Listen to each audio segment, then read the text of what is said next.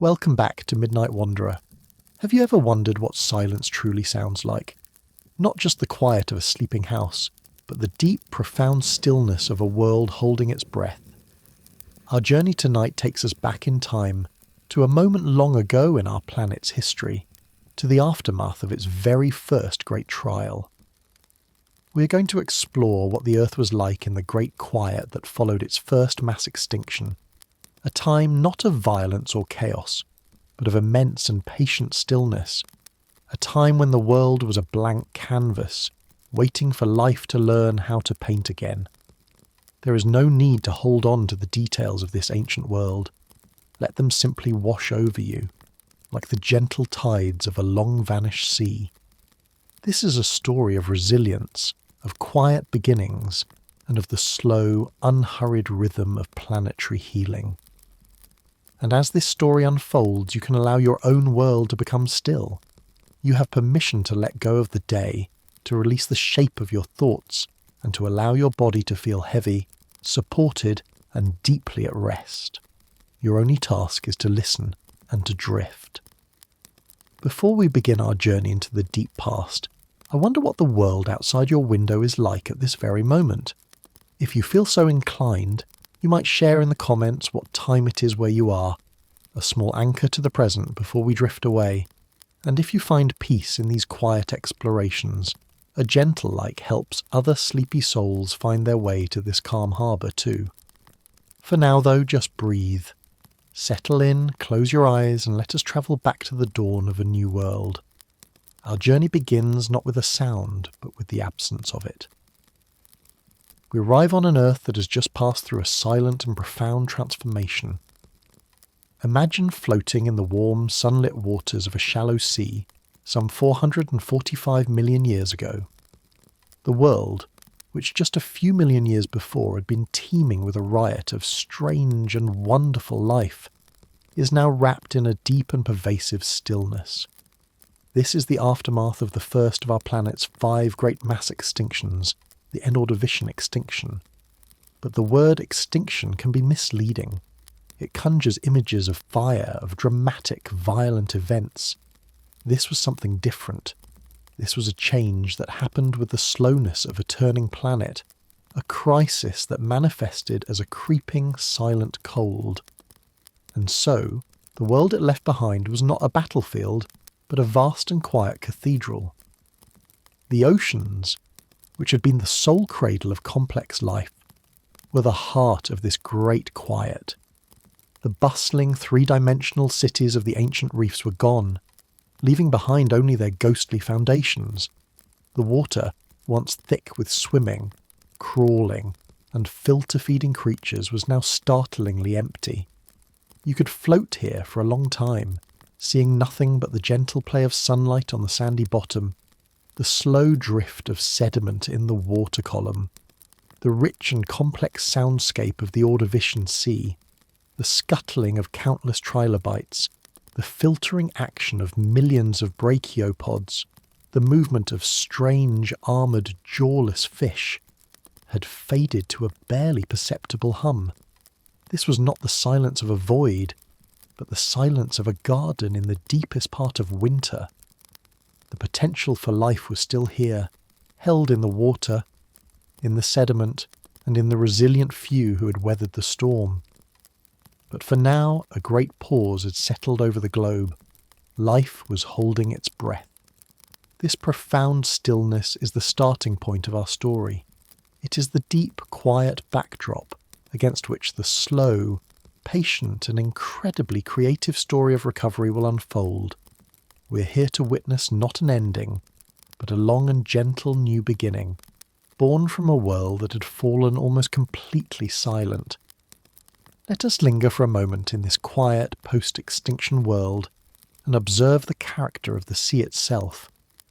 The oceans of the very early Silurian period, the time that dawned after the Great Quiet, were physically transformed.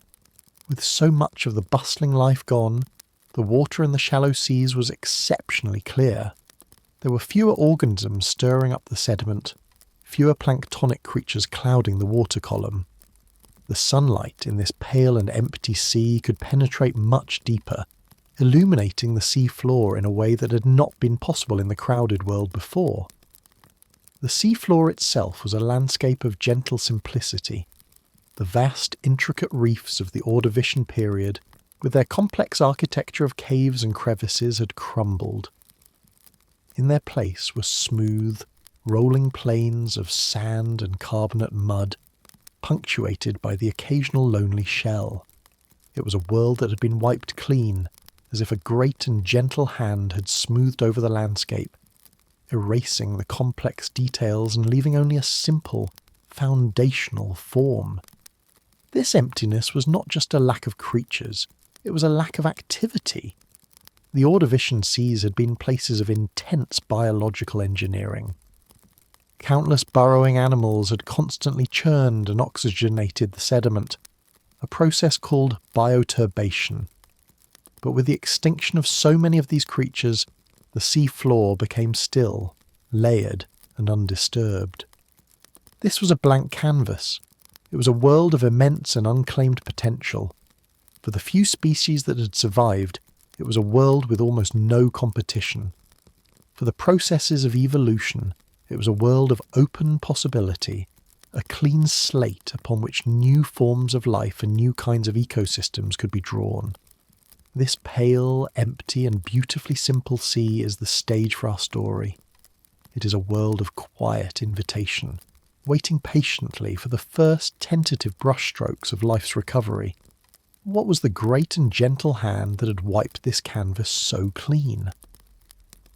The architects of this profound silence were not from the sky, not a fiery asteroid or a distant exploding star. The cause of this first mass extinction was the Earth itself. It was a planetary process, a slow and deep-breathing change in the climate.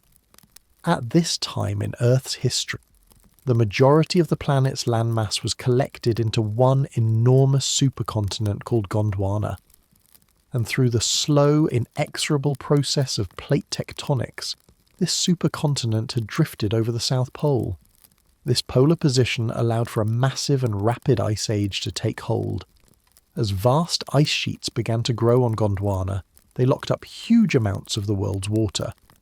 This had two devastating effects. First, global sea levels plummeted by as much as 300 feet. The warm, shallow, continental seas that had been the cradle of Ordovician life simply drained away, exposing the reefs and the seafloor to the air. Second, the global climate cooled dramatically, chilling the tropical waters where most life was concentrated. It was as if the Earth had decided to pull a cool, white blanket of ice over its southern pole, and in doing so, had lowered the level and the temperature of its life-giving seas. This was a 1-2 punch that proved catastrophic for the specialised warm water life of the Ordovician. The silence that followed was the result of this slow, planetary cooling and the draining of the shallow seas. It was a crisis born not of a sudden impact, but of the Earth's own deep geological rhythms. And it is this same slow rhythm that would eventually lead to the world's healing. In this quiet, chilled, and emptier world, not all was lost. Even in the depths of the greatest winter, some seeds always survive. Life, in its profound and ancient resilience, held on. The survivors of the end Ordovician extinction were not the large, the complex, or the highly specialised. The great intricate reef systems, perfectly adapted to a specific set of warm water conditions, were almost completely wiped out. The diverse and dominant families of trilobites and brachiopods lost a huge number of their members. The survivors were a different kind of creature. They were the generalists, the organisms that were not perfectly adapted to any one environment, and so were better able to cope when that environment changed. They were the small and the humble, the creatures with faster life cycles and less demanding needs. They were the species that had a wide geographic distribution, so that if one population was lost, another, in a slightly different part of the world, might survive. And they were the creatures that lived in the deep, cold waters of the ocean, which were less affected by the falling sea levels and the global cooling. These resilient few were not mighty conquerors who had won a great battle. They were the quiet, humble inheritors of a changed world. They were the deep-sea brachiopods that could now move up into the empty shallow seas. They were the hardy, burrowing trilobites that had weathered the changes in the sediment. They were the simple, colonial corals that had survived in small, protected refuges. These survivors were the precious living seeds from which the entire, vibrant world of the Silurian period would grow. They were the keepers of life's flame through the long winter, and their quiet patience is the starting point for the great story of renewal. And so, as we conclude our first chapter, let us hold this image in our minds. We are in a world that has been transformed by a great planetary scale event. It is a world that has passed through the chill of a profound ice age and is now settling into a new and quiet equilibrium. The seas are vast, pale, and largely empty. The complex music of the Ordovician has faded to a gentle, monotonous hum.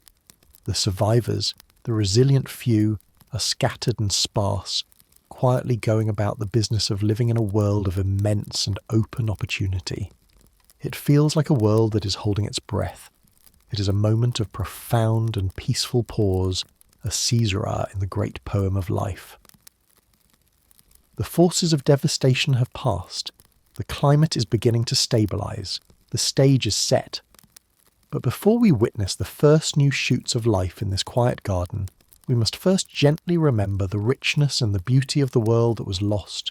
To fully appreciate the scale of the canvas that was wiped clean and the quiet courage of the life that would return to painted anew, let us now drift back for a moment to remember the ghost of that lost Ordovician world. Before we witness the great recovery, let us cast our minds back to the world as it was just before the great quiet. Let us remember the ghost of the Ordovician, not as a sad and mournful spirit, but as a vibrant and beautiful memory of a world that once was. The Ordovician period was not a primitive or simple time. It was the age of the first truly complex and diverse marine ecosystems. Following the Cambrian explosion, which had established the basic body plans of most animal life, the Ordovician was a time of incredible evolutionary creativity, a period known as the Great Ordovician Biodiversification Event. During this time, the number of different families of marine animals tripled, filling the oceans with a richness and complexity that the world had never before seen.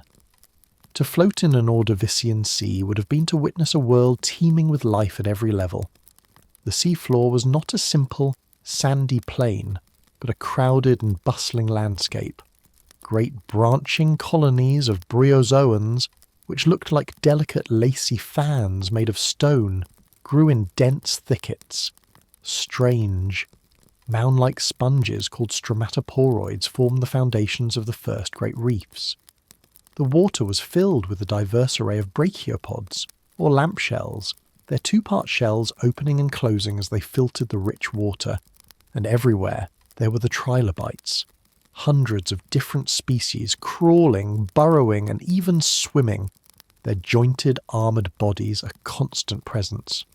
Above this crowded seafloor, the water column was also alive. Strange cone-shelled cephalopods, ancient relatives of the squid and octopus, jet-propelled themselves through the water, their tentacles trailing behind them. And swimming among them were the first vertebrates, the ostracoderms, armoured, jawless fish that were just beginning their long evolutionary journey. This was a world of intricate food webs, of complex communities, of a planet that had hit its first great stride in the dance of life. It is this rich and noisy world that the great quiet silenced, and it is the memory of this vibrant ghost that makes the story of the Silurian recovery so profound. If we had to choose a single creature to be the emblem of this lost Ordovician world, it would undoubtedly be the trilobite. These remarkable arthropods, distant relatives of today's insects and crustaceans, were the undisputed citizens of the Paleozoic seas, and during the Ordovician, their reign was at its absolute peak. They were a testament to the power of a successful body plan. Their iconic 3-lobed armoured exoskeleton provided both protection and flexibility. They were the first animals in the fossil record to develop complex compound eyes, with lenses made of the mineral calcite, a feat of biological engineering that gave them a clear and detailed view of their world. But it was their incredible diversity, their adaptability that made them so successful. They were not just one kind of creature. They were a whole class of creatures adapted to almost every imaginable marine lifestyle. There were large predatory trilobites that actively hunted on the sea floor. There were small, blind trilobites that spent their entire lives burrowing in the soft mud, feeding on detritus. There were sleek, streamlined trilobites that are thought to have been active swimmers in the open water.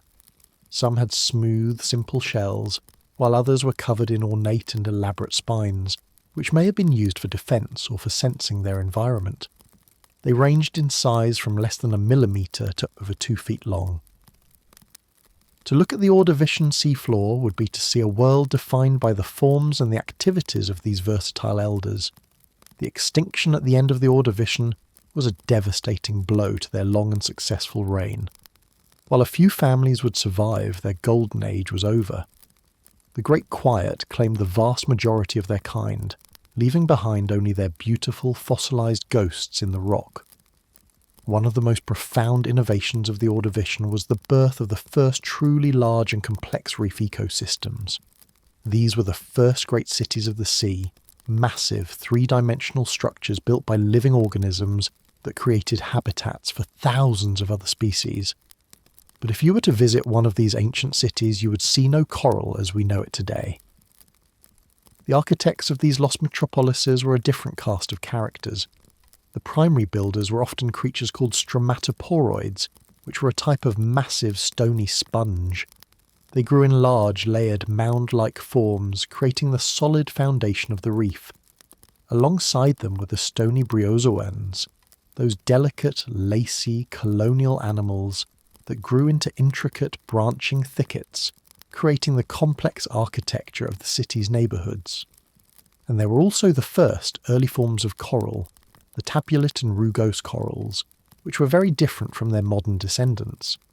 They grew in honeycomb-like colonies, or as solitary horn-shaped individuals, adding to the diversity of the structure. These reefs, like modern ones, were oases of life in the ocean.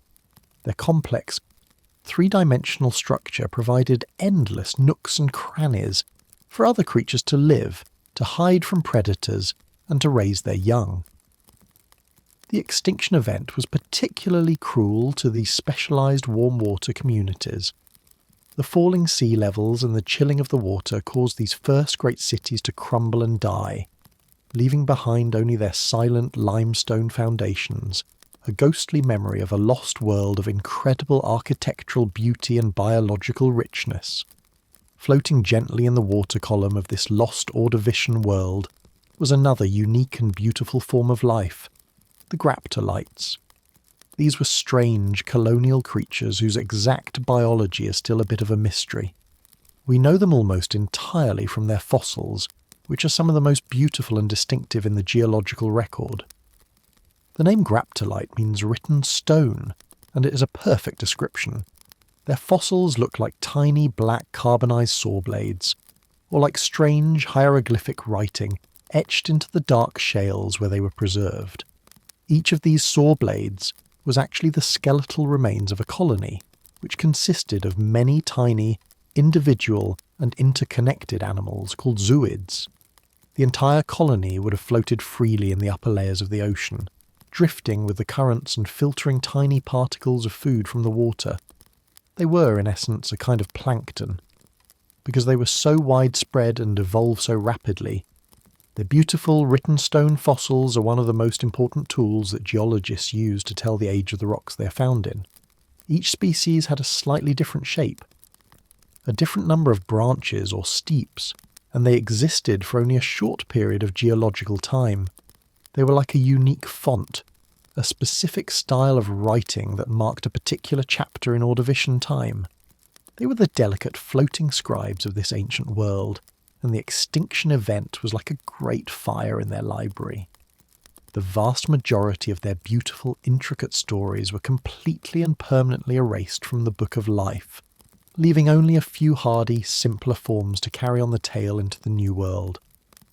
As we conclude our gentle remembrance of this lost world, we can see the Ordovician not as a collection of individual creatures, but as a single, vast and intricately woven tapestry.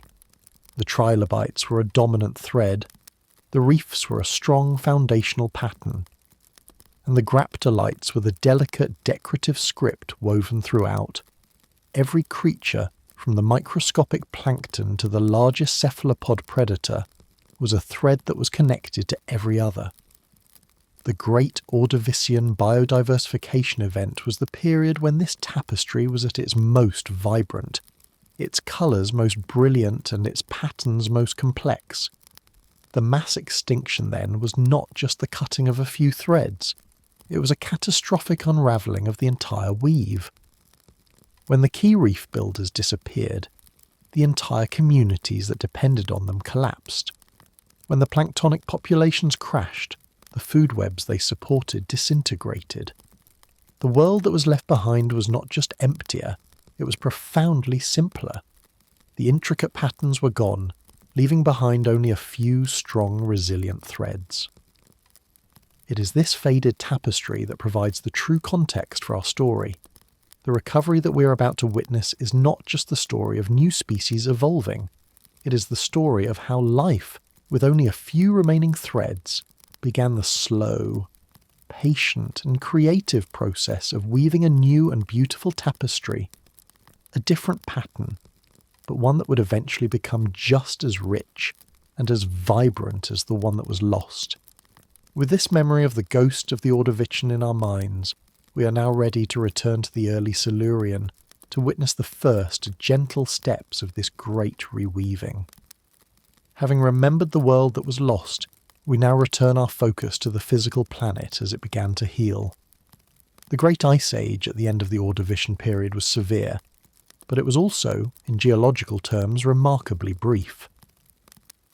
The same planetary rhythms that had caused the great supercontinent Gondwana to drift over the South Pole, triggering the glaciation, continued their slow and patient work.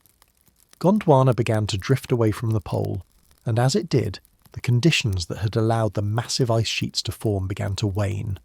The Earth, after a period of deep, cold contraction, began a long and gentle exhale. This was not a sudden or dramatic event. It was a slow, creeping and global warming that unfolded over hundreds of thousands of years. The immense ice sheets, which had held so much of the world's water in their frozen embrace, began to melt. This was a planetary scale thaw, a slow, steady release of life-giving water back into the global system. We can imagine this process as a gradual softening of the world. The harsh, frozen landscapes of Gondwana began to retreat. The chill in the tropical oceans began to dissipate, replaced by a steady and reliable warmth. The climate, which had been thrown into a state of cold, dry instability, began to settle into a new, more hospitable equilibrium. This great exhale was the first and most crucial step in the planet's recovery. It was the Earth itself, through its deep tectonic breathing, that was creating the conditions for life's return. It was a reminder that even the most devastating crises in our planet's history are often part of a much larger, cyclical, and ultimately restorative process. The end of the Ice Age was the planet's gentle, silent signal that the long winter was over and that a new spring was on its way. As the planet took its long, slow exhale and the great ice sheets on Gondwana began to melt, this vast amount of fresh water had to go somewhere. It flowed in great braided rivers across the face of the continents and returned to the ocean. This led to the second great physical transformation of this new era.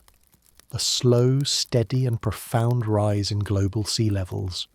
The water that had been locked away as ice was now being returned to the liquid world. The shorelines of the continents, which had retreated during the Ice Age, began to advance once more. The seas were reclaiming the land that had been temporarily exposed. This was not a violent flood, but a gentle and inexorable inundation, a gradual and peaceful rising of the waters that unfolded over millennia. We can imagine it as the Earth's great basin slowly being refilled. This process had a profound and life-giving effect. The rising seas began to cover the vast low-lying plains of the continents, creating new marine habitats where none had existed before. The water was not just rising, it was spreading, reaching deep into the hearts of the land masses. This steady, placid advance of the water was the essential next step in the recovery. It was creating new space for life, new territory to be colonized by the resilient few who had survived the Great Quiet. The rising of the waters was the Earth's gentle invitation, its way of opening up its arms and creating a new and welcoming home for the children of the sea. This process of rising sea levels created the defining feature of the Silurian marine world, the vast, warm, and incredibly extensive shallow seas. These were not like the oceans of today, which are mostly deep and are confined to well-defined basins.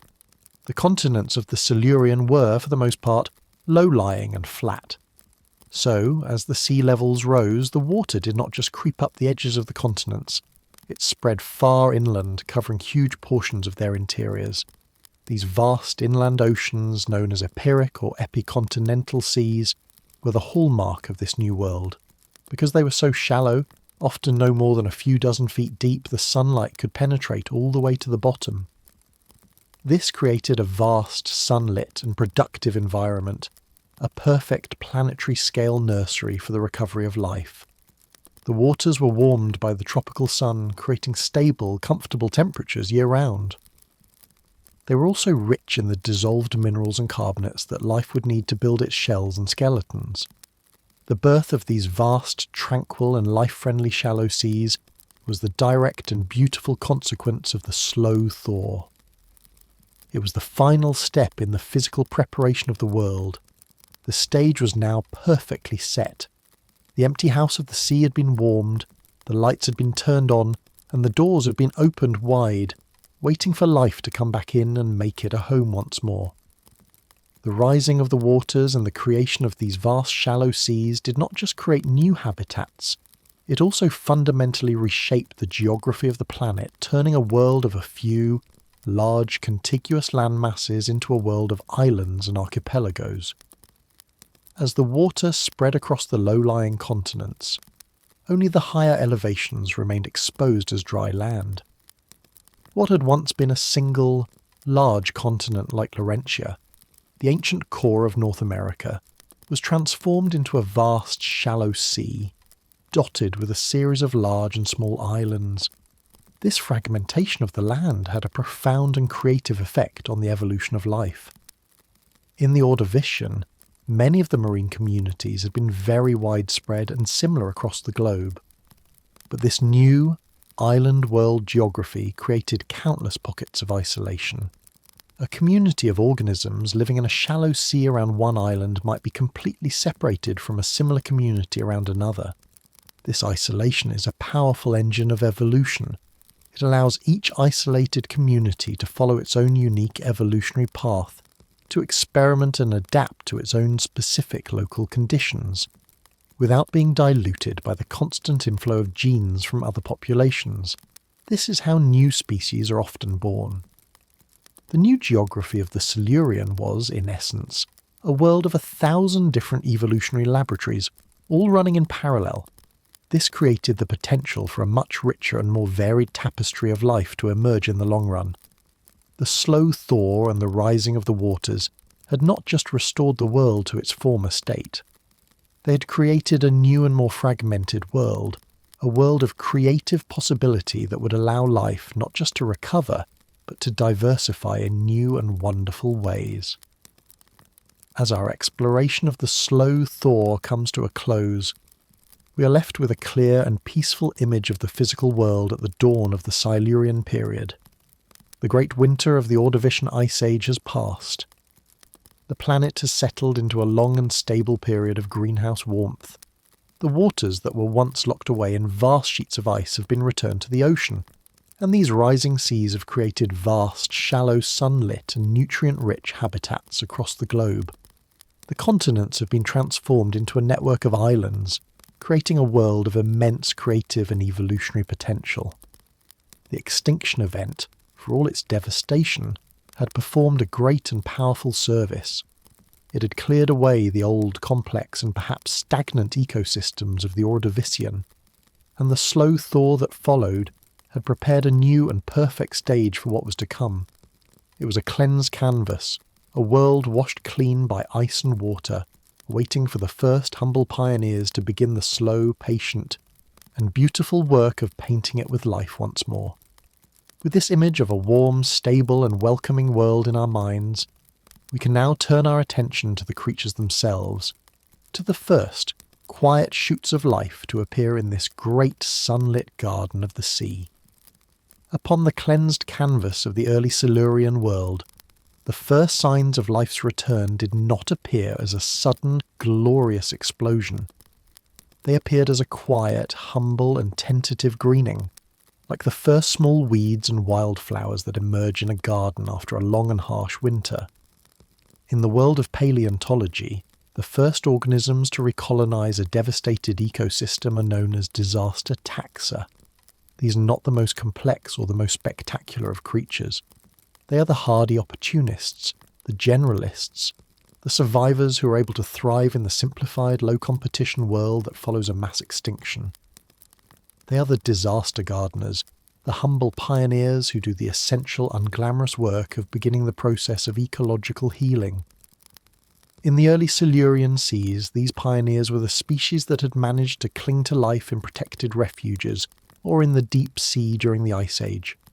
Now, with the return of the warm, shallow waters, and with a world of empty space before them, they began to spread. They were the biological equivalent of a first aid crew, stabilizing the wounded ecosystem and laying the groundwork for the more complex communities that would follow. Their success was not based on being the strongest or the most specialized, but on being the most resilient. They were the living embodiment of life's profound and stubborn refusal to be extinguished. To look at these simple, early Silurian communities is not to see a world in a diminished state, but to see a world in a state of profound and inspiring hope. It is to witness the quiet courage of the first gardeners, patiently beginning the work of turning a barren landscape back into a thriving garden. Among the most important of these humble disaster gardeners were the brachiopods. These creatures, also known as lamp shells because of the resemblance of some species to an ancient Roman oil lamp, were not mollusks, though they had two shells like a clam. They were their own, unique phylum of animal, and they had been a common sight in the Ordovician seas. But the extinction had been particularly hard on their kind, wiping out many of their most diverse and specialized families. The brachiopods that survived were the hardy generalists, and in the low-competition world of the early Silurian, they flourished.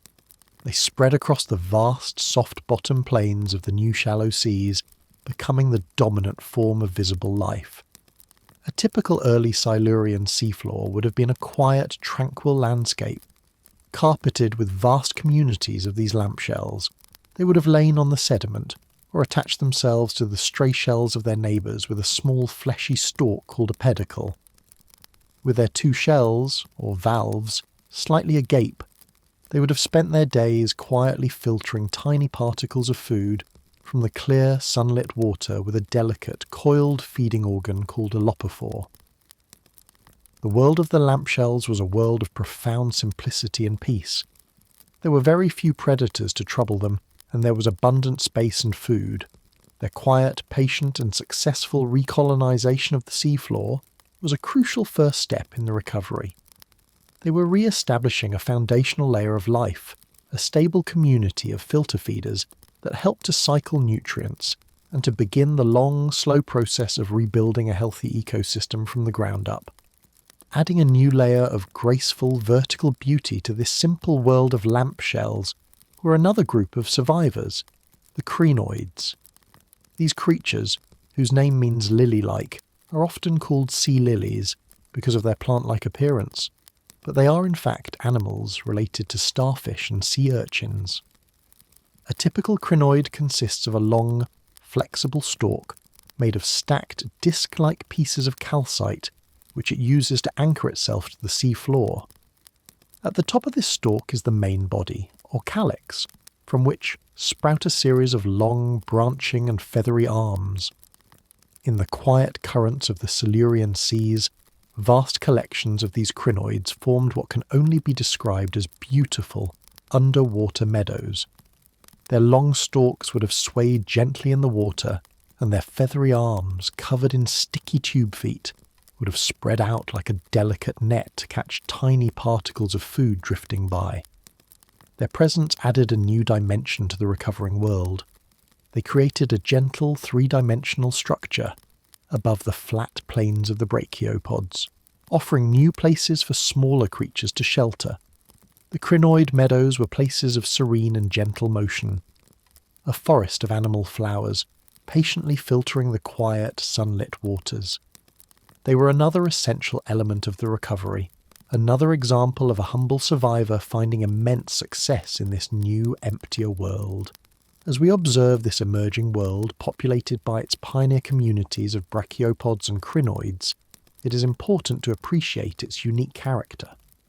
If you were to compare this early Silurian ecosystem to the Ordovician world that came before it, the most striking difference would be its profound simplicity. The intricate, multi-layered food webs of the Ordovician were gone. The high diversity of species with every niche occupied was gone. The complex, three-dimensional architecture of the great reefs was gone.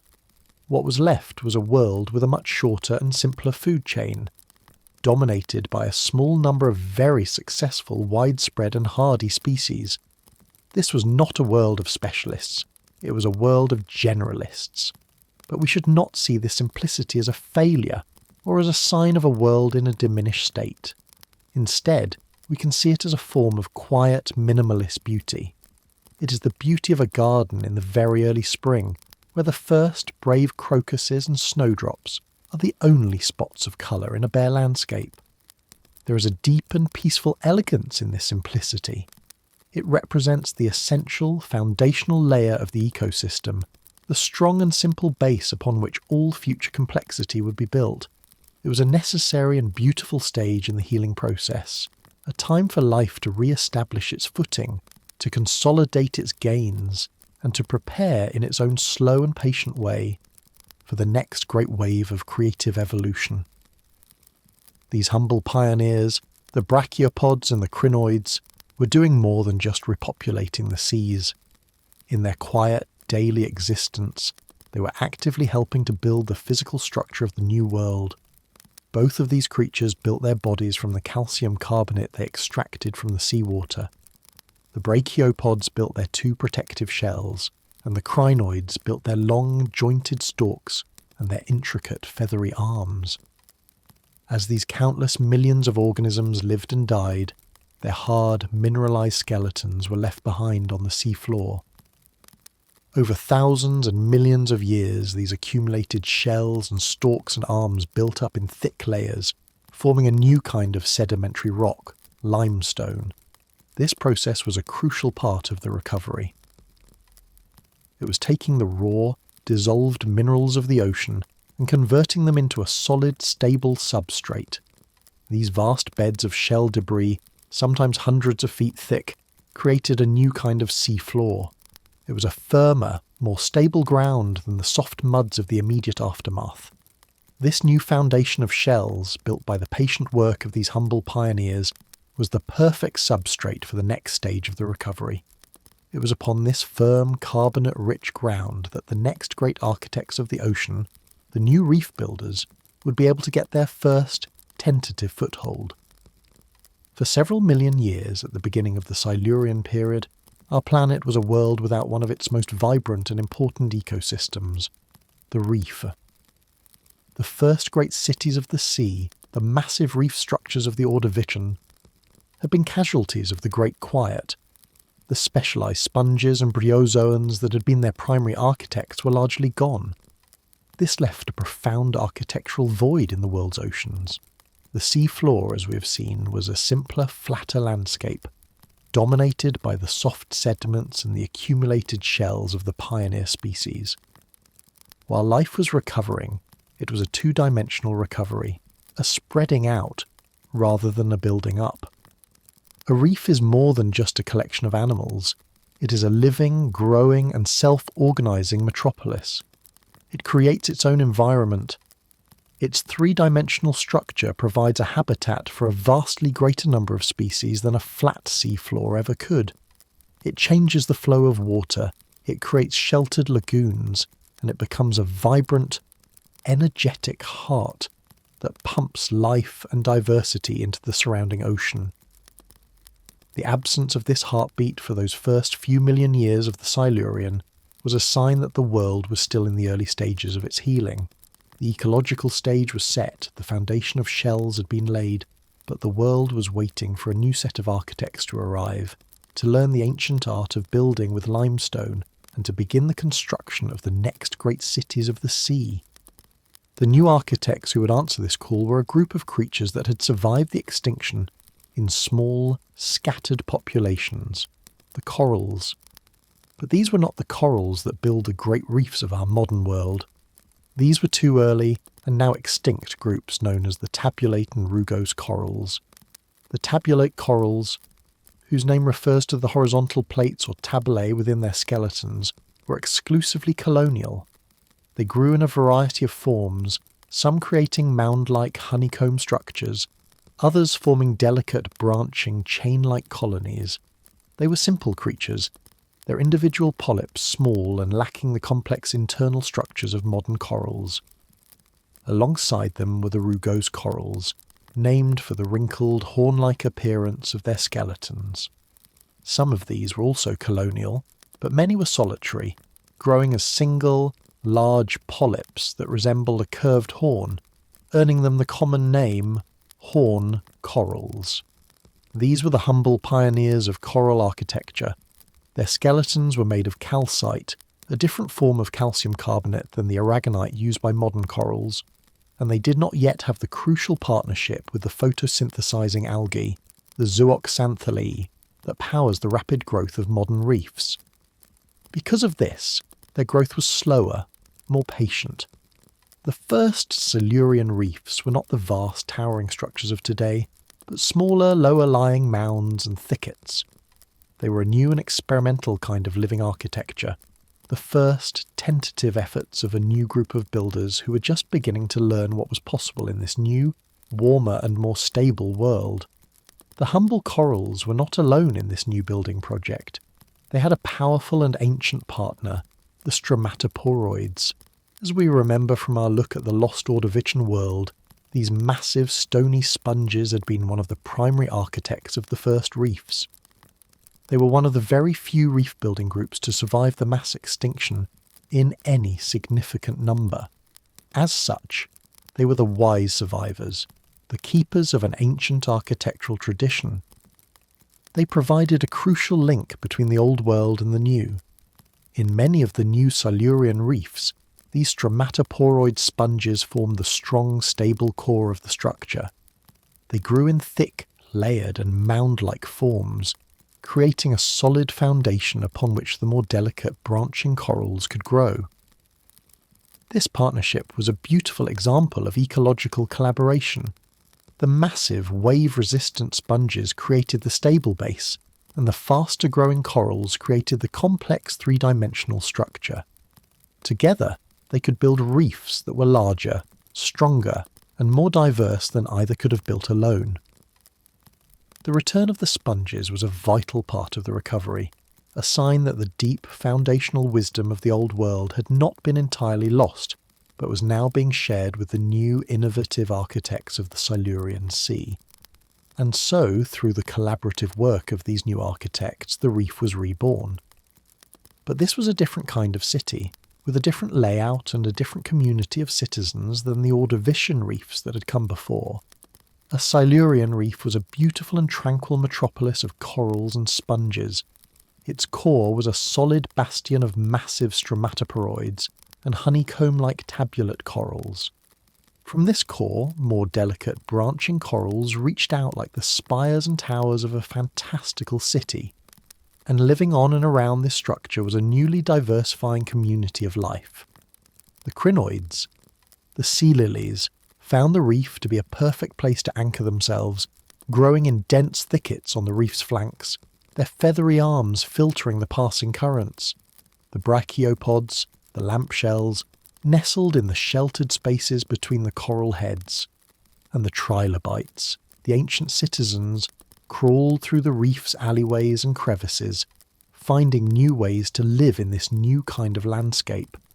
This new city was not just a physical structure. It was a living, breathing and self-organising community.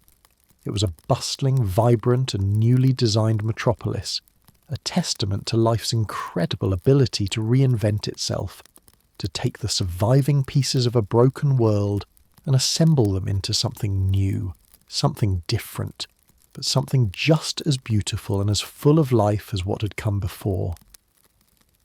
The rebirth of the reef was not a small localised event. These new architects were incredibly successful.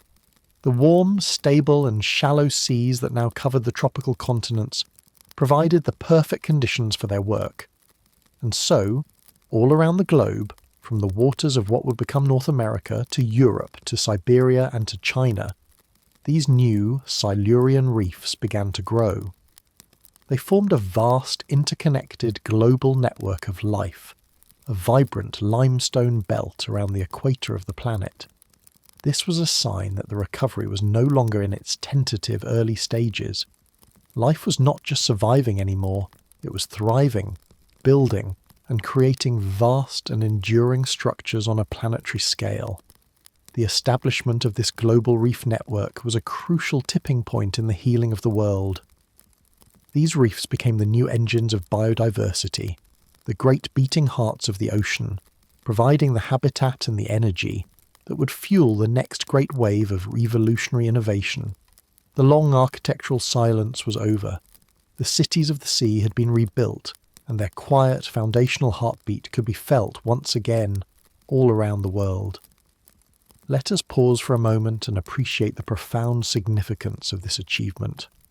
The return of the reef was the return of the ocean's vibrant three-dimensional heart. A reef is an oasis, a concentration of life and energy that radiates its influence far out into the surrounding waters. The immense biological productivity of the reef, fueled by the countless filter feeders that lived there, released a steady stream of nutrients into the wider ecosystem. The reef served as a crucial nursery, its countless caves and crevices providing a safe haven for the young of many different species, who would then move out into the open ocean as adults. It acted as a natural breakwater, its solid structure protecting the quiet lagoons behind it, and creating a whole new range of habitats. The re-establishment of this global reef network meant that the planet's marine ecosystems were becoming complex again. The simple, two-dimensional world of the early recovery was being replaced by a rich, multi-layered and deeply interconnected system.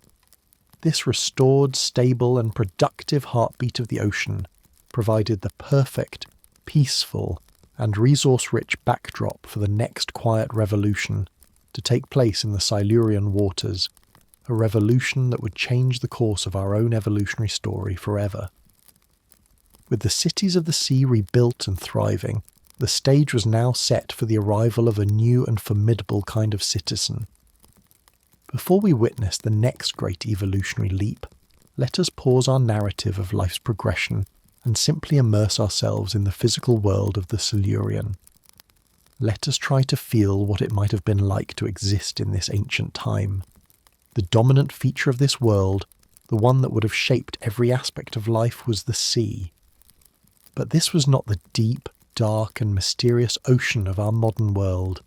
For the most part, this was a world of vast, warm and incredibly shallow seas. As we have learned, the melting of the great ice sheets had caused the oceans to spill over the low-lying continents, creating these immense inland or epiric seas.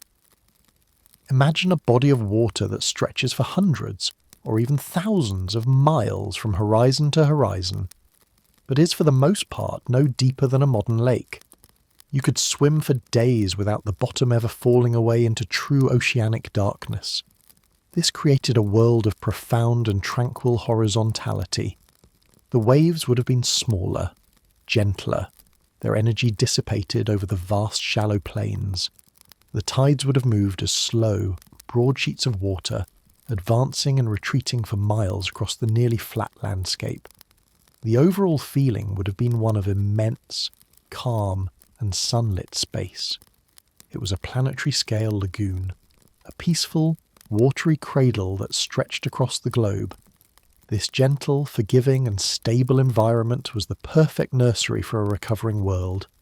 It lacked the harsh, dynamic energy of a modern coastline, and in its place, it offered a seemingly endless expanse of calm, warm, and life-giving water. In this vast, shallow, and tranquil sea, the quality of the light would have been extraordinary, because the water was so shallow and, in the absence of large rivers carrying sediment from barren continents, so exceptionally clear, the sunlight would have penetrated all the way to the sea floor in most places. This was a world without an abyss. The darkness that we associate with the deep ocean was largely absent from these inland seas. The world was illuminated. This constant, gentle, and pervasive light had a profound effect on life. It meant that photosynthesis, the process of converting sunlight into energy, could happen everywhere. The seafloor was not a dark realm of scavengers, but a bright garden, where algae and other photosynthesizing organisms could thrive, forming the broad, stable base of the food web. The quality of the light itself would have been subtly different. With an atmosphere that was still lower in oxygen than today's, the sunlight might have been slightly harsher, with more ultraviolet radiation reaching the surface. This may be one reason why so many of the creatures of this time, from the trilobites to the early fish, were covered in hard, protective, mineralized armor. It was a world bathed in a bright, unfiltered, and ancient quality of light, a light that filled the water from its shimmering surface to its sandy, shell-strewn floor, creating a bright and placid world, fundamentally different from the shadowed oceans we know today. The water of these great shallow seas was not just clear and warm, it was also chemically perfect for the recovery of life. The Silurian was a time in Earth's history known as a calcite sea. This means that the ambient temperature and chemistry of the seawater favoured the natural precipitation of calcite, a stable form of calcium carbonate. This had a wonderful and life-affirming consequence for the creatures living in the water. Calcium carbonate is the primary building block for the hard parts of most marine animals: the shells, the skeletons, the exoskeletons. The water of the Silurian seas was supersaturated with this essential mineral, making it readily available for any organism that needed it. It was as if the ocean itself had become a well-stocked and freely available workshop, providing an endless supply of the highest quality building materials. This is one of the reasons why the Silurian saw such a great flourishing of shell-building creatures: the brachiopods, the corals, the crinoids, the trilobites. All of them found it chemically easy to extract the calcium carbonate they needed to build their homes and their bodies. This favourable chemistry was another gentle planetary-scale condition that nurtured the recovery, that made life not just possible, but easy, allowing the great work of rebuilding the world's ecosystems to proceed with a quiet and steady grace. Now, let us try to imagine the soundscape of this calm and sunlit world. If you were to listen beneath the waves of a Silurian sea, you would not hear the silence of our first chapter, but you would also not hear the sounds of a modern ocean. The world was still missing many of the sounds we take for granted. There were no marine mammals, no clicking dolphins or singing whales. The fish, for the most part, were silent. The snapping shrimp had not yet evolved. The soundscape would have been subtler, gentler. It would have been a world of soft, percussive and scraping sounds. You might hear the gentle rhythmic rustle of 1,000 crinoid arms filtering the water, You might hear the delicate clicking footsteps of a trilobite walking across a pavement of brachiopod shells. You might hear the scraping sound of a jawless fish, its bony mouth plates rasping at the algae on a rock, and above all you would hear the sound of the water itself. The gentle rhythmic slosh of the waves on the shore would have been a dominant sound, and perhaps a clearer one than today. With no grasses, shrubs or trees to absorb the sound, the voice of the water meeting the land would have carried clear and uninterrupted across the silent rocky shores.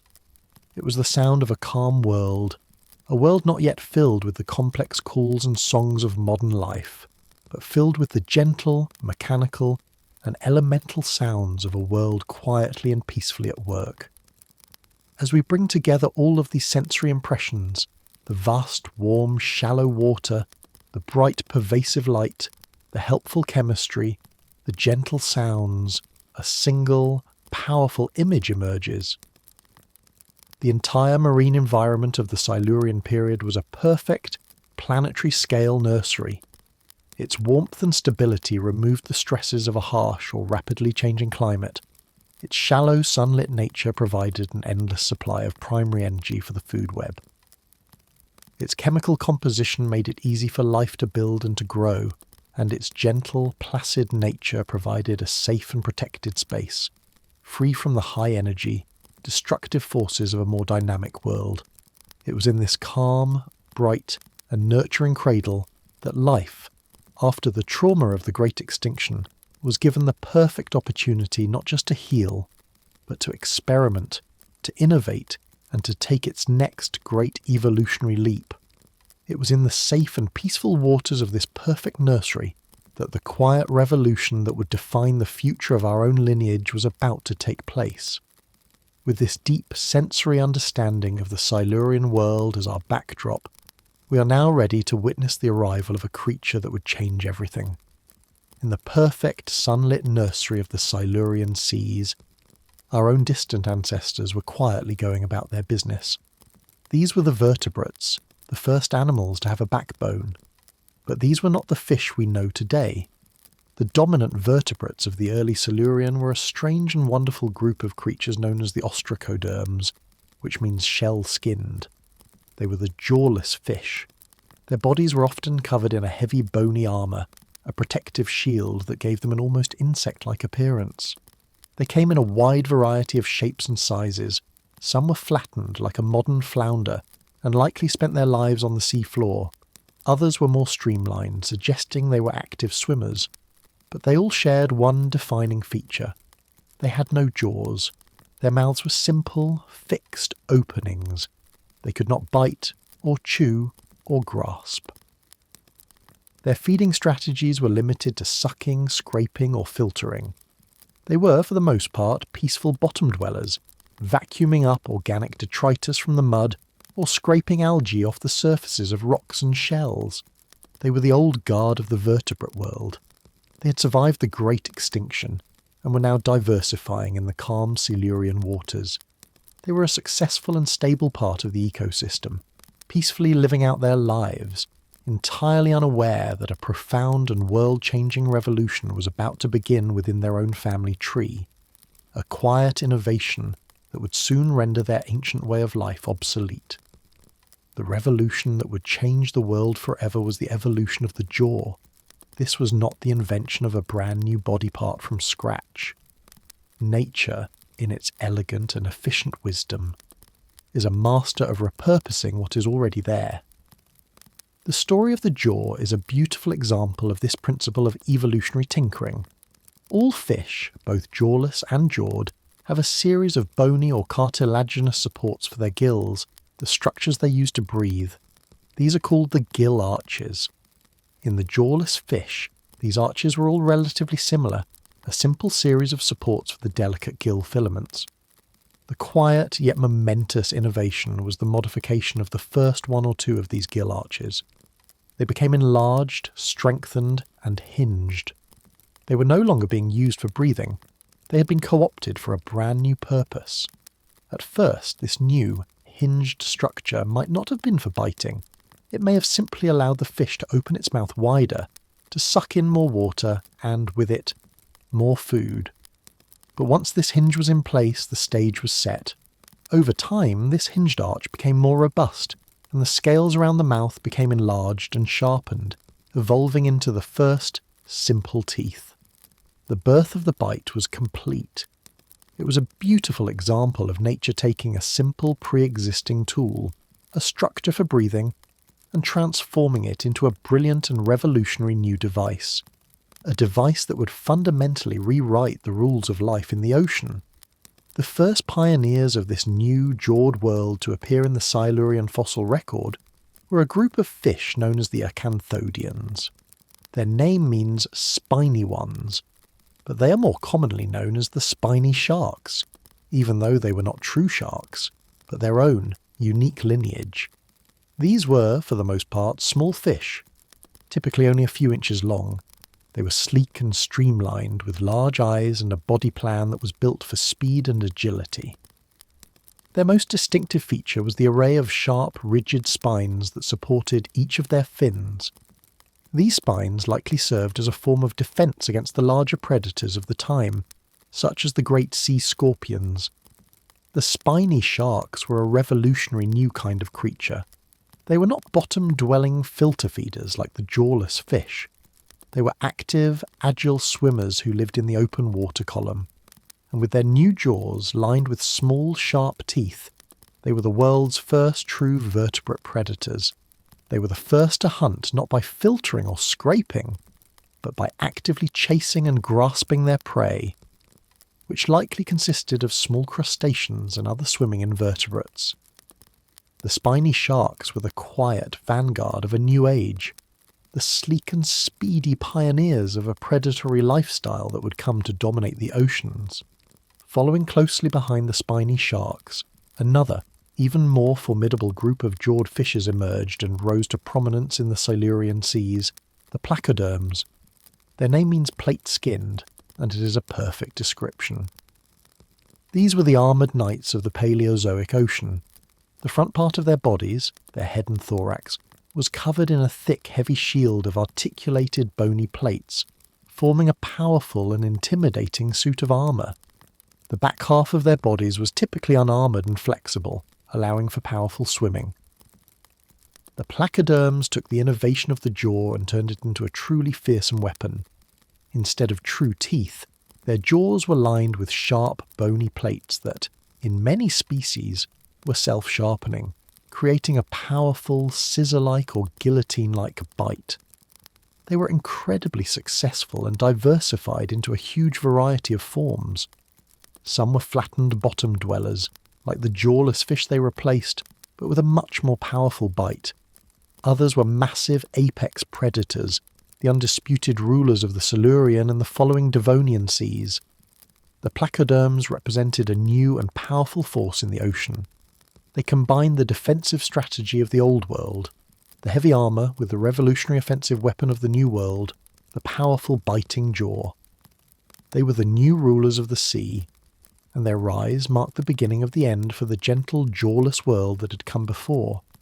The evolution of the jaw was more than just the evolution of a new body part. It was a tipping point that fundamentally and permanently changed the rules of life in the ocean. The gentle, slow-paced world of the filter feeders and the mud grubbers was over. The age of the predator had begun. The arrival of the jawed fishes created a new and intense evolutionary pressure that rippled through every part of the marine ecosystem. For the first time, there were fast-moving, agile predators that could actively hunt and kill other large animals. This set off a great and enduring arms race between predator and prey. Prey animals had to evolve new defences, thicker shells, sharper spines, better camouflage, or greater speed to escape. And as the prey became more difficult to catch, the predators, in turn, had to evolve more effective weapons, sharper senses, and greater intelligence to hunt them. This dynamic, reciprocal dance of evolution is one of the most powerful and creative forces in the history of life. The quiet, peaceful nursery of the early Silurian had given birth to a new and more dangerous world, a world of active pursuit and defence. It was the end of the old, slow world and the beginning of the dynamic, high-stakes and endlessly creative world that we still live in today. While the new-jawed fishes were beginning their quiet revolution, the title of apex predator in the shallow waters of the Silurian still belonged to another, more ancient lineage. These were the Eurypterids, more famously known as the sea scorpions. And they were the true terrors of the tides. These were not fish, but arthropods, the great phylum that includes insects, spiders, and crustaceans. And in the Silurian, they were the undisputed rulers of the near-shore and brackish water environments. They were creatures of a strange and formidable beauty. Their bodies were long and segmented, covered in a tough chitinous exoskeleton. At the front they had a pair of large grasping claws, or chelicerae, which they used to seize and tear apart their prey. They had 4 pairs of walking legs, and at the very back a pair of legs that had been modified into broad flat paddles. These paddles made them powerful and graceful swimmers, allowing them to propel their large bodies through the water with surprising speed and agility. Their long, segmented tail often ended in a sharp, spike-like telson, which in some species may have been used as a weapon. They came in a variety of sizes, but the largest of the Silurian sea scorpions could grow to be as long as a full-grown human, making them the largest arthropods that have ever lived. To see one of these great swimmers, its armoured body gliding silently through the shallow, sunlit water, would have been to witness the peak of an ancient and powerful dynasty. Let us try, for a moment, to imagine the world from the perspective of one of these great Eurypterids. Let us try to inhabit its silent and alien consciousness. Its perception of the world would have been shaped by a very different set of senses than our own. At the front of its head shield, it had 2 large, crescent-shaped compound eyes, similar to those of a modern dragonfly. Each of these eyes was made of hundreds, or even thousands, of individual lenses, creating a mosaic-like image of the world. This would have given it an incredibly wide field of view, and made it exquisitely sensitive to any movement. In the centre of its head, it also had 2 much smaller, simpler eyes, or ocelli, which likely just sensed the difference between light and dark, helping it to orient itself in the water. But its most important sense may have been touch. Its entire body, and especially its walking legs, would have been covered in tiny sensitive hairs that could detect the faintest vibrations in the water. It could literally feel the movement of a small jawless fish hiding in the mud nearby, or the approach of a rival Eurypterid. Its world was a world of shifting patterns of light, of the subtle pressure waves of moving water, of the chemical tang of its prey in the currents. It was a silent, patient, and highly attuned sensory existence, the world of a perfectly adapted ambush predator, waiting for the slightest disturbance in its watery kingdom. In the shallow lagoons, the estuaries, and the tidal flats of the Silurian world, the sea scorpion was the undisputed apex predator.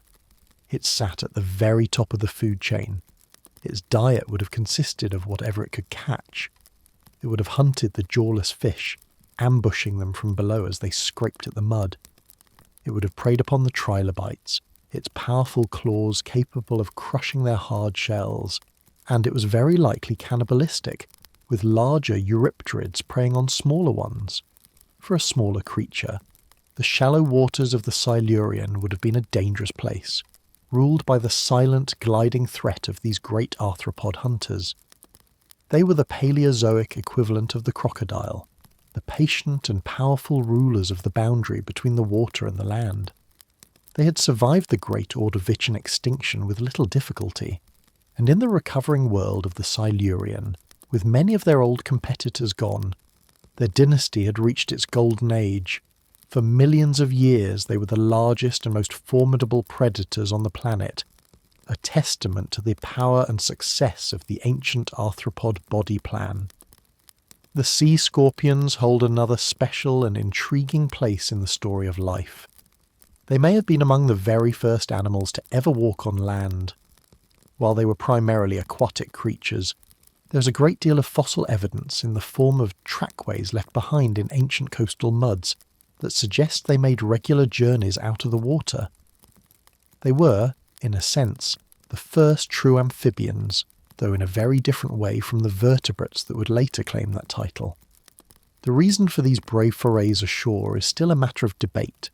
One strong possibility is that they came out of the water to mate, a behaviour seen in their modern relatives, the horseshoe crabs.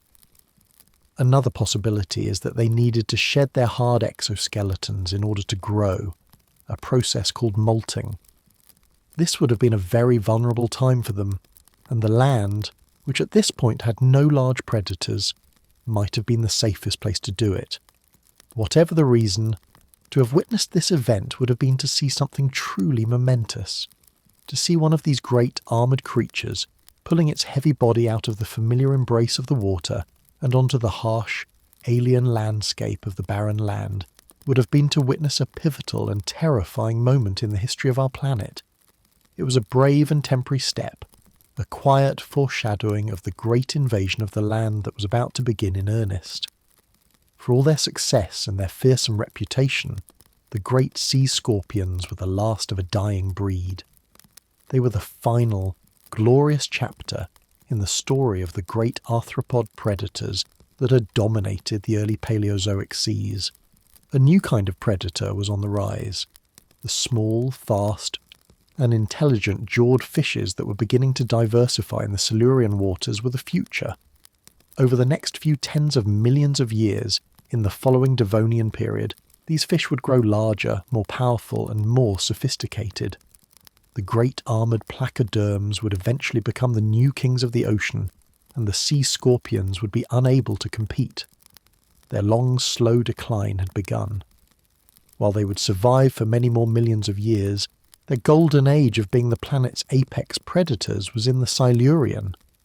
They were a beautiful, fading dynasty, a final, spectacular flourishing of an ancient way of life before the world changed forever. Their story is a quiet reminder of the constant, gentle and relentless flow of evolutionary change, where even the most terrifying of rulers must eventually give way to the next great innovation. While the oceans were being reshaped by the rise of the jaw and the terror of the tides, the other half of our world remained a place of profound and alien stillness. Let us now turn our attention to the land. The continents of the Silurian were, for the most part, a silent and barren world. For over 3 billion years, complex life had been confined entirely to the water. The land was a world of rock, of dust, and of wind. Imagine a landscape with no soil as we know it, only the raw, crumbled rock and mineral fragments created by the slow, mechanical process of erosion. Imagine a world with no trees to block the wind, no grasses to hold the dust in place. The wind would have been a constant and powerful force, moving sand and dust across the continents in great migrating sheets. The sunlight would have been harsh and unfiltered, beating down on the bare rock with an intensity we can barely imagine. The cycle of water would have been different too. With no plants to absorb the rainfall to slow its runoff, the rains would have come in powerful, sudden flash floods, carving deep, temporary channels in the landscape before quickly flowing back to the sea. It was a stark and beautiful world, a world of elemental forces, but it was not a gentle or a hospitable one. It was a harsh and challenging frontier, and for life to gain a foothold here would require a series of quiet, courageous, and truly revolutionary adaptations. The very first life to venture onto this harsh new frontier was not a mighty plant or a brave animal. It was the humblest and most ancient of life forms, the microbes.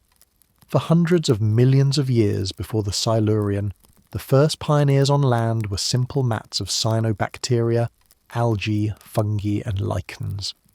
They were not just surviving on the land, they were actively creating it. These microbial communities formed thin, dark, and often crusty layers on the moist rocks at the edges of rivers and seas. They were the first tentative green and black blush on the face of the barren continents.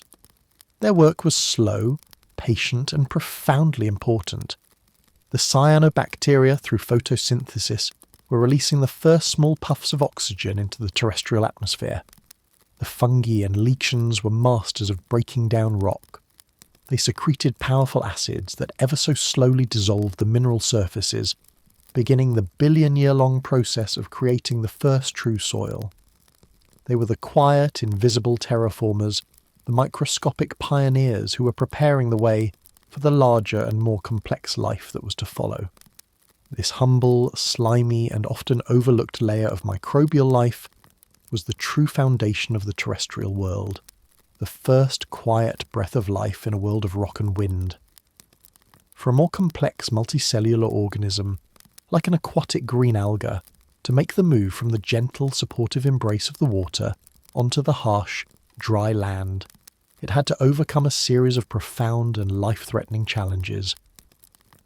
The first and most immediate of these was the problem of water itself. In the ocean, a plant is constantly bathed in the water it needs, but on land the air is dry, and the constant threat of desiccation, or drying out, is the single greatest danger. Life on land required the evolution of a way to hold on to its precious water. The second great challenge was gravity. In the water, an organism is buoyant, supported by the density of the medium around it. But on land, the pull of gravity is a relentless force. To grow upwards, towards the sunlight, a land plant would need to evolve some form of structural support, an internal skeleton to hold itself up against this constant downward pull. And finally, there were the challenges of reproduction and nutrition. In the water, reproductive cells can simply be released to float away and find each other. On land, a new method was needed, and in the water, nutrients are all around. On land, they are locked away in the rock and must be actively extracted. To leave the water was to leave a gentle, supportive, and forgiving home for a world of immense and difficult challenges. It required not just a change of location, but a fundamental reinvention of what it meant to be a plant. And yet, in the quiet, damp margins of the Silurian world, this reinvention began to happen. The fossil record gives us a beautiful glimpse of one of the very first organisms to achieve this, a tiny, humble plant known as Cooksonia. To call it a giant is a bit of an irony, as it was barely a few inches tall, but in an evolutionary sense it was a titan. Cooksonia was one of the first true vascular plants, one of the first plants to evolve the internal plumbing that would allow it to truly stand up on land. Its form was incredibly simple. It had no leaves, no flowers, no roots as we would recognise them. It was just a thin, green, branching stem. It would have grown in dense, miniature, leafless forests in the damp soils near the water's edge. At the tips of some of its branches it had tiny, cup-like structures called sporangia, which produced and released the hardy spores that would allow it to reproduce. Cooksonia was a creature of beautiful, minimalist design. But in its simplicity, it had solved the great challenges. It had a waxy outer coating to hold in water, and it had the beginnings of a vascular system, a rigid internal tube that allowed it to defy gravity and stand upright. It was a humble but revolutionary pioneer, the first organism to truly raise itself from the horizontal world of the microbial mats and into the vertical world of the open air. It was the quiet, green herald of a new age. Plants, in their quiet courage, did not make this journey onto the land alone. Where the producers go, the consumers will inevitably follow. The first animals to venture out of the water were not the great vertebrates, but the small, armoured, and adaptable arthropods. The fossil record of the Silurian gives us tantalising glimpses of these shadowy followers. We have found the fossilised remains of creatures that look like early millipedes, their segmented bodies well suited to a life of burrowing in the damp, newly forming soils. We have found the tracks of tiny, scorpion-like arachnids, which were likely the very first terrestrial predators, hunting the even smaller mites and other invertebrates that were feeding on the decaying plant matter. These first land animals were not leaving the water completely. They were still tied to the damp, humid environments created by the new plant life. They were living in a world of shadow and moisture, a miniature jungle that existed in the few inches between the ground and the tops of the tiny Cooksonia plants. They were the quiet, creepy, crawly followers, the first small, scuttling notes in the terrestrial animal symphony, and their arrival marked the beginning of the first, simple, land-based ecosystem. This quiet, humble, and seemingly insignificant greening of the continent's edges was the start of a process that would profoundly and permanently change the entire planet. These first, tiny land plants, through the simple, magical process of photosynthesis, were taking in carbon dioxide from the atmosphere and releasing oxygen as a waste product. Before the rise of land plants, the level of oxygen in our planet's atmosphere was much lower than it is today. But as these plants began their slow green conquest of the land, they began to pump vast quantities of oxygen into the air. This was a slow and gradual process, one that would take many tens of millions of years to have its full effect. But it began here in the Silurian with these humble pioneers. This gradual oxygenation of the atmosphere was one of the most important events in the history of life. It is what created the air that all large air-breathing land animals, including ourselves, would one day depend on. It also played a crucial role in the formation of the ozone layer, which would shield the land from the sun's most harmful ultraviolet radiation, making the continents a safer and more hospitable place for life to evolve. This small, quiet greening was in fact a profound act of planetary engineering, a gentle biological process that would literally change the colour of the sky and the composition of the air we all breathe. To truly appreciate the courage of these first land plants, we must look deeper, beyond their simple outer forms, and into the quiet, internal struggle of their evolution. The single most important innovation that allowed plants to conquer the land was the evolution of vascular tissue. This is the vessel that gives these plants their name, and it was nothing short of a biological miracle. You can think of it as the plant evolving its own internal plumbing system. This system consists of two main types of specialized tissue. The first is called the xylem. The xylem forms a network of tiny, rigid, and hollow tubes that run from the very tip of the plant's root-like structures all the way up to the top of its stems. The primary job of the xylem is to transport water and dissolved minerals from the soil upwards against the constant pull of gravity. But it does more than that. The walls of the xylem tubes are reinforced with a strong complex polymer called lignin. This lignin is what gives the plant its rigidity, its strength. It is, in essence, the plant's internal skeleton, the scaffolding that allows it to stand up straight and tall. The second type of tissue is the phloem. The phloem is the other half of the plumbing system. It forms a network of living cells that transports the sugars and other organic compounds created during photosynthesis from the sunny upper parts of the plant down to the parts that are in the dark, providing them with the energy they need to live and grow. This two-way system of transport was the key that unlocked the potential of the land. It allowed plants to anchor themselves in the soil to get water, while still reaching for the sky to get light. It was the gift of the vessel, the profound internal innovation that turned a simple, ground-hugging alga into a true, vertical, land-dwelling plant. Even with a perfect internal plumbing system to bring water up from the soil, a plant on land faced the constant and deadly threat of losing that water to the dry surrounding air. The solution to this problem was another quiet and beautiful innovation, the evolution of the cuticle. The cuticle is a thin, transparent and waxy layer that is secreted by the outermost cells of the plant, covering all of its above-ground parts like a custom-fitted microscopic skin. This waxy layer is hydrophobic, meaning it repels water. It creates a nearly impermeable barrier between the moist, living cells inside the plant and the dry environment outside. You can think of it as the plant evolving its own personal and perfectly transparent raincoat. This raincoat was absolutely essential for survival on land. Without it, a plant would shrivel and die in a matter of hours or even minutes in the open air. The cuticle allowed the plant to create its own, private, internal microenvironment to maintain the high level of humidity that its cells needed to function, even when the world outside was dry and windy. This simple, waxy coat was the crucial piece of clothing that allowed aquatic life to step out of the pool and onto the land without immediately drying out. It was a quiet, personal, and profoundly effective solution to one of the greatest challenges of the new frontier.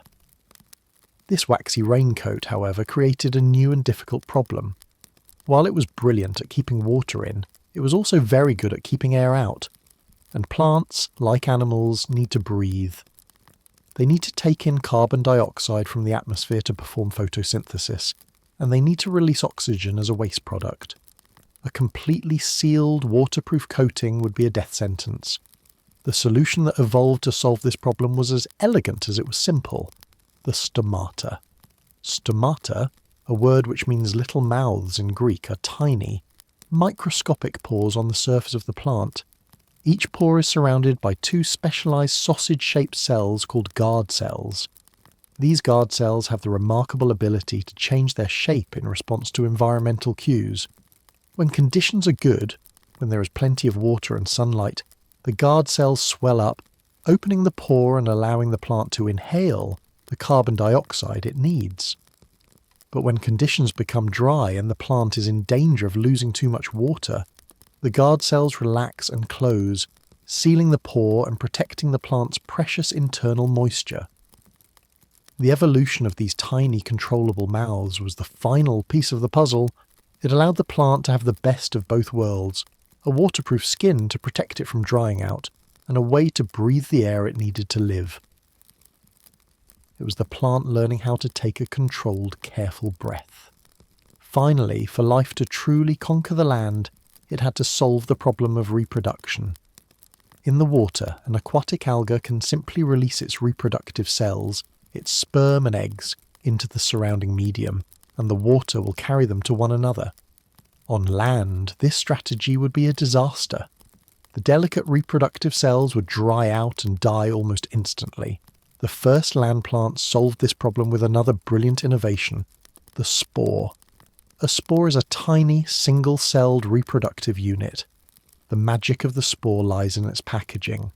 The living cell inside is protected by an incredibly tough, durable and waterproof outer wall made of a substance called sporopollenin. This is one of the most resistant organic materials known to science. It protects the cell from drying out, from ultraviolet radiation, and from physical damage. You can think of a spore as a tiny self-contained survival capsule, a microscopic seed of potential. These spores were produced in the special cup-like structures at the tips of the plant, and when they were ready they were released into the air. The wind, which was such a harsh and drying force, was now co-opted as a powerful and effective dispersal agent. The spores could travel for huge distances on the wind, allowing the plants to colonize new and distant territories.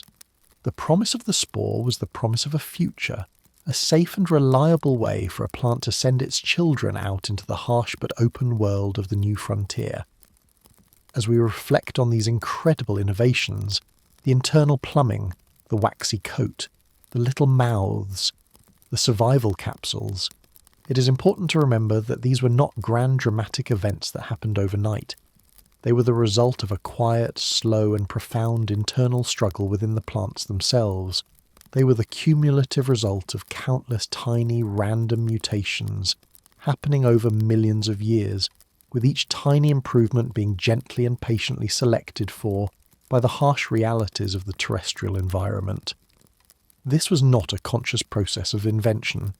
It was the slow, blind, and beautiful work of evolution, of life finding its way step by tentative step.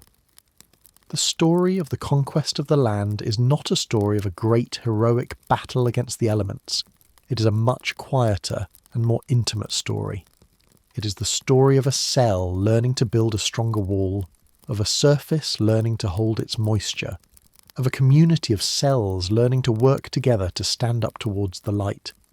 It is a story of deep internal resilience and of the patient, creative and problem-solving power that lies at the very heart of life itself.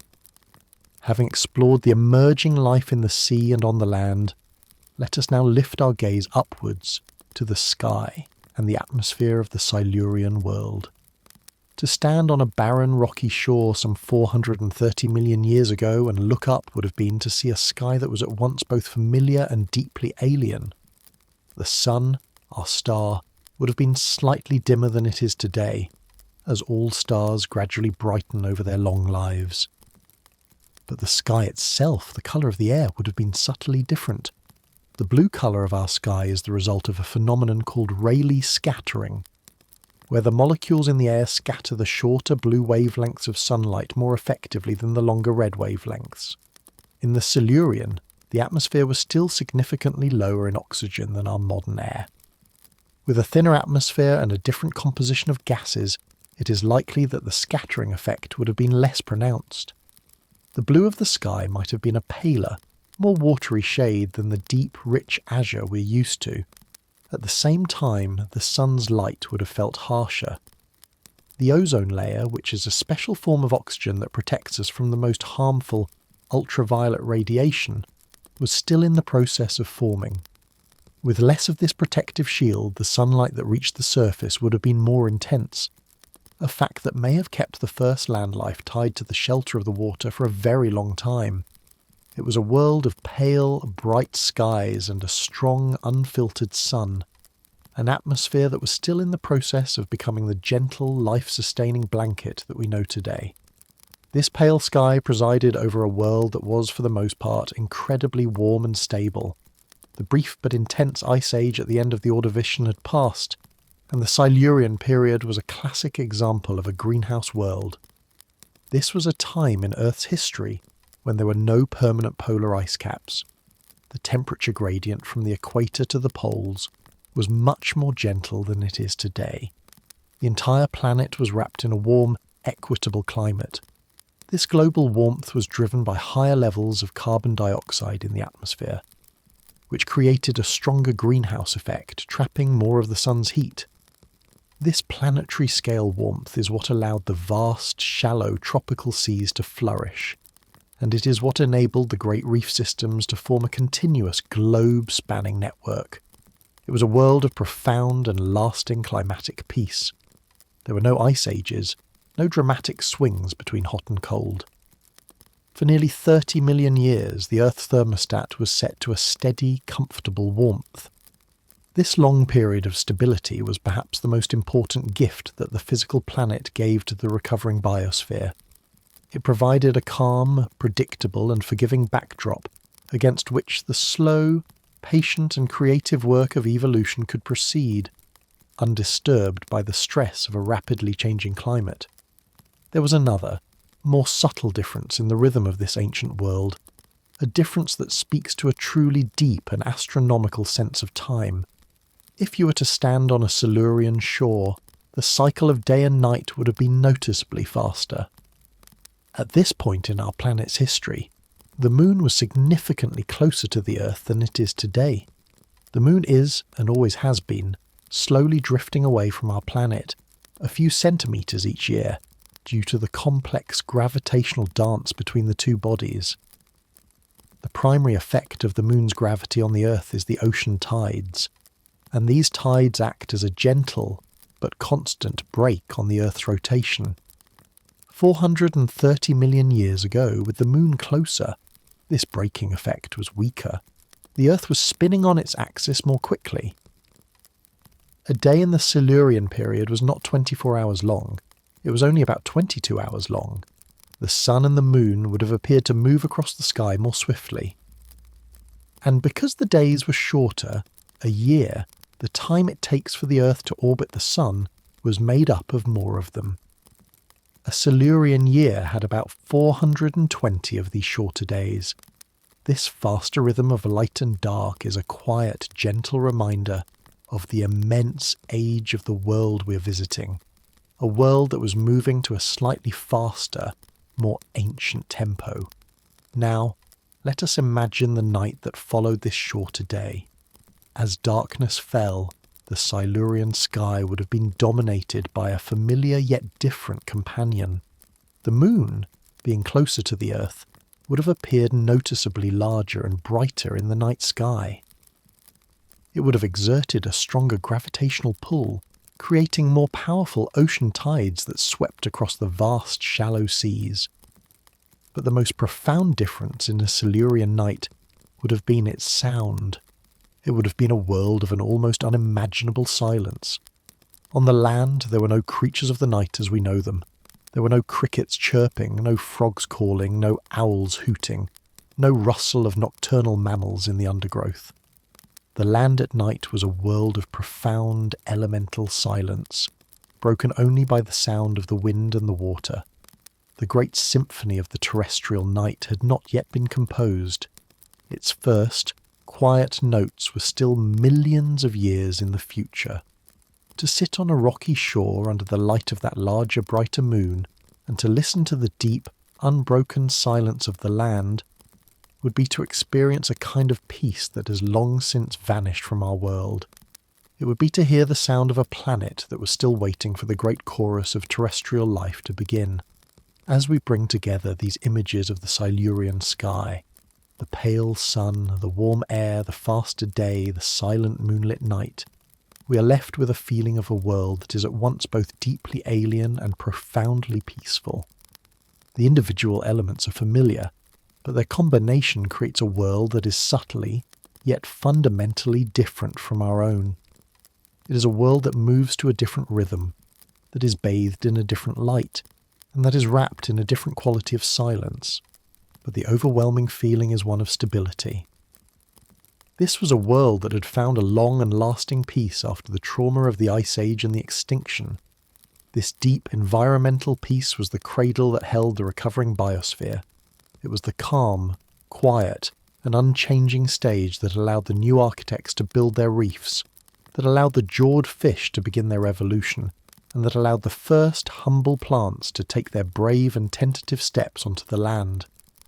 It was a long, gentle, and fruitful moment in our planet's history, a time of quiet healing and profound innovation, all held safely beneath the peaceful gaze of an ancient and alien sky. To complete our picture of this recovered world, we must now zoom out to see the planet as a whole. The stage upon which all of these events unfolded was shaped by a silent, inexorable, and incredibly powerful force, the slow waltz of the continents. The science of plate tectonics tells us that the Earth's crust is not a single, solid shell, but is broken into a series of rigid plates that are constantly, slowly, and independently moving, floating on the semi-molten mantle beneath. This slow dance of the continents is the deep geological engine that drives the long-term story of our planet. It is what causes mountain ranges to rise, ocean basins to open and close, and the climate to change over millions of years. The geography of the Silurian world was very different from today's. There was no Atlantic Ocean. The continents were arranged in a pattern that would be completely unrecognisable to us. The largest landmass by far was the great supercontinent of Gondwana. This immense continent was made up of the fused land masses of modern-day South America, Africa, Antarctica, Australia, and India, and it dominated the southern hemisphere. Clustered around the equator were several smaller, but still large continents. There was Laurentia, which is the ancient core of North America. There was Baltica, which is the core of northern Europe, and there was Siberia. This arrangement of a massive southern continent and a collection of smaller, tropical, northern continents is what created the unique conditions of the Silurian, and their slow, graceful movement is the silent, deep rhythm that underlies our entire story. Let us focus for a moment on the great southern continent of Gondwana. During the late Ordovician, its journey across the South Pole had been the trigger for the devastating Ice Age. But now, in the Silurian, it had continued its slow northward drift. The massive ice sheets that had once covered it were gone, and the continent was beginning to warm. The coastlines of Gondwana, which were now located in more temperate and even subtropical latitudes, were being flooded by the rising seas, creating new and extensive habitats for the recovering marine life. The vast interior of this supercontinent, however, was likely a very different story. Much like the centre of modern Australia or Africa, the deep interior of a supercontinent is often extremely arid. It is so far from the ocean, the source of all moisture, that rain rarely reaches it. So, while the coastlines of Gondwana were becoming a new cradle for marine life, its vast inland heart was likely a great red and rocky desert, a silent and empty landscape that would remain largely lifeless for many millions of years to come. This great dual-natured continent, its edges teeming with new life, its centre of vast and silent emptiness, was the great anchor of the Silurian world. The true heart of the Silurian recovery, however, was in the north. The smaller continents of Laurentia, Baltica and Siberia were all clustered together in the warm tropical latitudes around the equator. These were the continents that were most dramatically affected by the rising sea levels. Their low-lying interiors were almost completely flooded, transforming them from solid land masses into vast, shallow tropical seas dotted with chains of low, sandy islands. This was the perfect environment for the rebirth of life. It was here, in the warm, sunlit, and nutrient-rich waters that covered these tropical continents, that the new reef systems found their perfect home. It was here that the brachiopod and crinoid communities flourished. And it was here, in these vast, warm water nurseries, that the great evolutionary drama of the jawed fishes unfolded. The equatorial position of these continents was the primary reason why the Silurian was such a warm and stable greenhouse world. They created a vast, heat-absorbing band of shallow water around the planet's middle, which helped to maintain the gentle, equitable climate that was so crucial for the healing of the biosphere. These tropical continents were the vibrant, active heart of the Silurian world. This slow, continental waltz was not just a story of drifting, it was also a story of gentle collision. The two tropical continents of Laurentia, North America, and Baltica, Northern Europe, were on a slow but steady collision course. The ancient Iapetus Ocean, which had once separated them, was slowly closing. As these two land masses began to draw closer together, the oceanic crust between them was being subducted, or pushed down into the mantle. This process caused chains of volcanic islands to form, and it began to slowly crumple and uplift the coastlines of the two continents. This was the very beginning of a great mountain-building event, the Caledonian orogeny, which would culminate in the final collision of these two continents in the following Devonian period, creating the first early version of the Appalachian and Scottish mountains. We can imagine this process as the first slow and gentle handshake between two great land masses that had been separated for hundreds of millions of years. It was a quiet tectonic event, happening at the speed of growing fingernails, but it was a sign of the future. It was the beginning of the great assembly of the northern continents into a new supercontinent, Laurasia, and a first gentle step on the long road to the even greater supercontinent of Pangaea.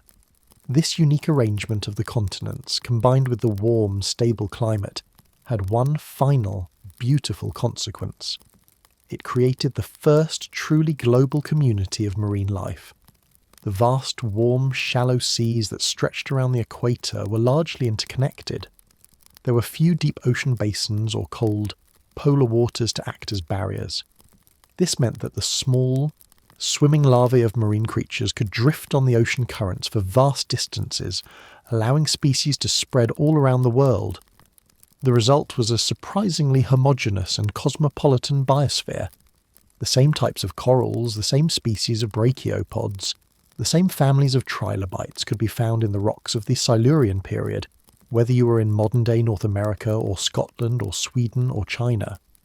It was as if the entire tropical belt of the planet had become a single, vast and interconnected neighbourhood. This quiet, global community was the ultimate sign of a world that had fully and beautifully recovered. The fragmentation and isolation that had marked the immediate aftermath of the extinction was over.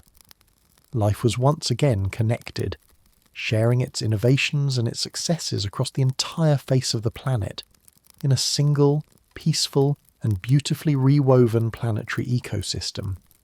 Our long and quiet journey through the world that followed the first mass extinction now draws to a gentle and reflective close. We have wandered through the still empty seas of the immediate aftermath. We have remembered the vibrant ghost of the world that was lost, and we have witnessed the slow, patient, and creative process of its rebirth. We are left with a story not of devastation, but of profound and inspiring resilience. And as we look back, we can see that this quiet and often overlooked chapter in our planet's history left behind a series of powerful and enduring legacies that would shape the entire future of life on Earth and that touch our own lives to this very day. It was in the calm, warm nurseries of the Silurian seas that the first true coral reefs were born, an ecosystem that would go on to become one of the most diverse and important on the planet. It was in these same waters that our own distant ancestors took a revolutionary step with the evolution of the jaw. This single, quiet innovation set the stage for the entire subsequent story of the vertebrates, the great dynasty of animals with backbones that would eventually include the dinosaurs, the mammals, and ourselves. Every time you bite into a piece of fruit, you're using a piece of biological machinery whose origins lie in the gentle seas of the Silurian. And it was during this same peaceful time that life made its first, brave, and momentous steps onto the land. The humble green pioneers of the Silurian began the slow, planetary-scale project of greening the continents and oxygenating the atmosphere, creating the world that all future land life would depend upon. The very air you're breathing now has its roots in the quiet work of those first tiny plants. The Silurian was a time of quiet beginnings, but these beginnings would have loud and magnificent consequences. And yet, for all its profound importance, the Silurian period remains a largely forgotten chapter in the great book of life. In the popular imagination, the story of our planet is often told as a series of dramatic highlights.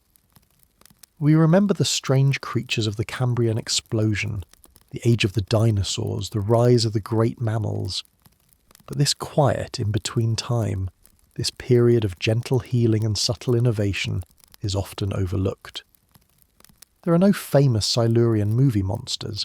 There are no household names from this period, aside from perhaps the sea scorpions.